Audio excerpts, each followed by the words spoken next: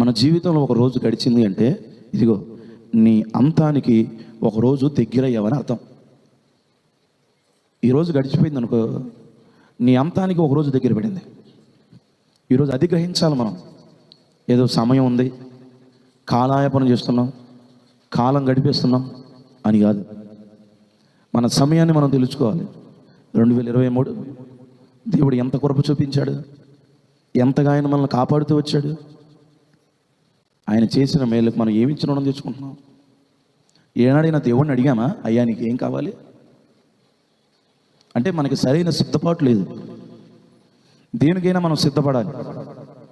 సిద్ధపడకుండా మనం ఏ పని చేయలేం. 22వ తారీఖు కూడిక జరిగిందంటే ఎన్ని దినాల ముందు సిద్ధపడ్డాం? సిద్ధపాటు ఉండాలి. ఈ 2024లో అడుగు పెట్టావు, ఏం సిద్ధపడుతున్నావు?